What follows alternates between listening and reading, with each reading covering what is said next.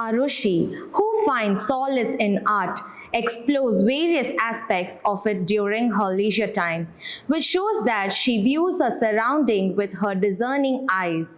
Her friends also viewed her as an academically studious, a very friendly and loving person. She exhibits excellent debating skills and aspires to become a lawyer in the future, following the footsteps of her fictional role model, Harvey Specter. If we know what we need to do, and we know that we'll suffer if we don't do it, then why do we still wait?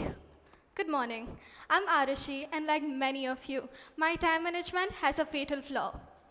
The moment a complex project appears, my brain insists I immediately start learning conversational Mandarin. It's productive, just not relevantly productive. I have spent a significant portion of my life trying to understand why we constantly sabotage our best intentions. Really, why do we wait until our wardrobe looks like a tornado hit a textile factory before deciding, you know what, now I have the motivation to clean? Why does the gravitational pull of the couch suddenly intensify the moment a demanding project lands on my desk? It seems our brains, when faced with a critical, challenging task, finds the brilliant solution of becoming obsessed with an entirely irrelevant, entirely non-critical task of domestic tidiness. So, today, we are here to talk about procrastination, that insidious, near universal human tendency to needlessly delay things that we intend to do. I remember my own struggle with procrastination vividly when I was about 13. I was facing my most challenging project of my life up to that point. It was a massive science research thesis that accounted for a significant portion of my grade. It wasn't just research, it required critical analysis and synthesizing sources, and I had 2 full weeks to complete it. That's 14 days, should be enough, or so I thought. Every afternoon, I would sit down at my desk with the full intention of starting, opening my word processor and staring at the blinking cursor. But I never did. Instead, I became a domestic warrior. I reorganized my entire closet by color and fabric type. And the night before the deadline, around 11 p.m., I hit my absolute peak of avoidance. I realized that my entire bookshelf, which was about 2 rows of books, wasn't organized logically. I spent the next 3 hours until 2 a.m. taking every single book off the shelves, stacking them on the floor by height, and then reorganizing them into a single file by the author's last name, just to prove I had self-discipline. To whom? I don't know. And then I finally finished my project, fueled by pure adrenaline, stress, and the deep satisfaction of knowing that my sock drawer was for the first time in history sorted by thermal conductivity. We laugh because it's something many of us experience. Yet, for many, this isn't funny. It brings feelings of shame and anxiety. For too long, we have viewed procrastination as a moral failing.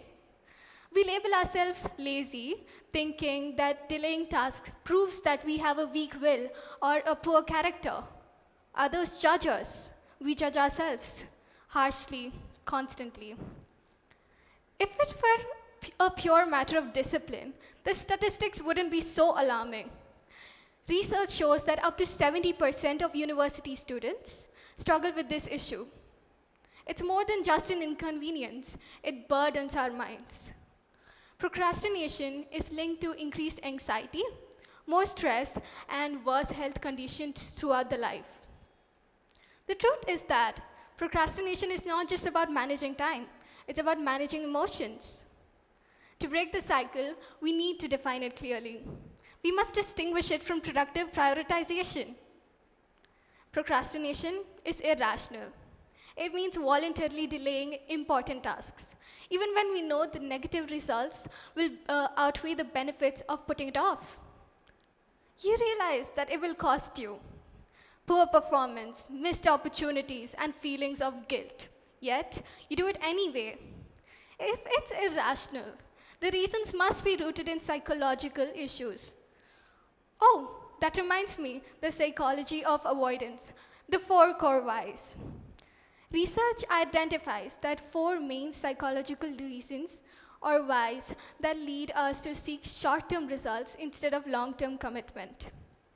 The research highlights 4 key psychological perspectives or 4 whys that drive us towards immediate relief and away from long-term responsibility. Procrastination is the brain's weak and awkward attempt to handle tough emotions. The most important realization is that conflict involves both behavior and the brain. It shows a high-stake internal struggle between the limbic system and our modern prefrontal cortex, which is the PFC. Our ancient emotional brain, the limbic system, sees tedious work and screams, danger, avoidance. Meanwhile, the PFC, the logic center, it's sitting there politely saying, hold on, I did the math, it's worth an A. But little does it know, it's speaking into a dead microphone. The limbic system has simply unplugged the logic. This process mainly depends on dopamine. The struggle comes from the temporal motivation theory, which shows how the brain feels that an A next month feels less rewarding and produces less immediate dopamine than instant pressures like scrolling through videos. The brain quickly realizes the avoidance tasks like tidying up or checking social media, providing a steady, immediate dopamine boost, giving quick relief from the stress of the intended work. This creates a harmful cycle that shows us how, for your brain, current comfort always wins over future benefits. The most common cause of avoidance is fear.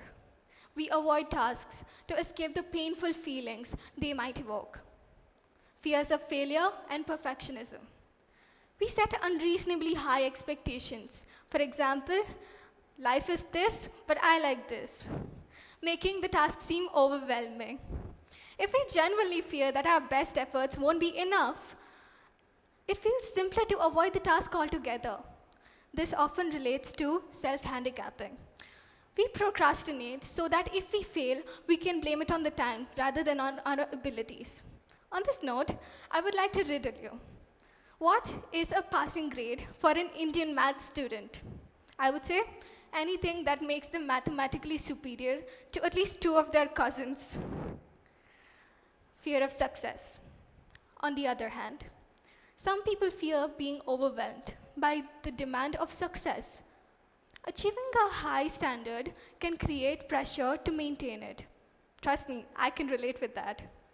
Moreover, we have mental biases that let us delay, such as misjudging time. We frequently fall for the planning fallacy, consistently underestimating how long it will take. We wrongly believe that we perform better under deadline pressure, a theory often disproven by stress and poor results. Aversive tasks. Sometimes the task itself may seem disappealing. Tasks are boring, too difficult, or lack personal significance that can create emotional discomfort. Our natural instinct is to avoid this pain, leading to procrastination. When you procrastinate, you're not lazy. You're just trying to handle difficult feelings, whether fear, inadequacy, or boredom. Remember, you are avoiding a bad mood, not the task itself. Since the core issue lies in managing emotions, effective solutions should be structured and compassionate, aimed at lessening the emotional burden of starting something. The most difficult section of starting any task is getting started. Procrastination thrives on this perceived weight of the commitment. The 5-minute rule tackles this. Your goal isn't just to finish the entire task, just to work on it for 5 minutes without distractions. Remember, you're not signing a contract for the whole project. You're just signing a 5-minute lease. It's a way to trick your brain. Remember, we are fundamentally lazy, but we are also fundamentally compliant once we start. Your goal is to trick your brain into filling the correct paperwork. We usually stick to commitments for others better than we do for ourselves. Our social nature drives us to avoid disappointing others. So, create external accountability. Find a trusted friend, co-worker, or a mentor and share your goals and deadlines with them. You can use social responsibility to overcome internal emotional barriers by setting up a system where you update someone else on your progress. You replace the stress of self-judgment with the motivation of outside commitment. Procrastination is a widespread issue, but it's not unbeatable. It's a sign that you're facing tough emotions and using a harmful strategy to manage them. By viewing procrastination as an emotional issue and recognizing the fears and instant gratification involved, and using straightforward strategies like the 5-minute rule and external accountability, you can begin to bridge the gap between what you intend to do and what you can actually do. The path to productivity isn't built on self-criticism, but on self-kindness and small, purposeful steps. So, my key takeaway from this talk would be, procrastination is not a sign of laziness. It's a neurological breakdown where your ancient emotional brain hijacks your modern logic, forcing you to avoid the important task by performing irrelevant tasks with terrifying efficiency. So, the next time you spend 6 hours organizing your bookshelf by the author's last name, remember you're not failing. You're just experiencing an amygdala-induced crisis. Thank you.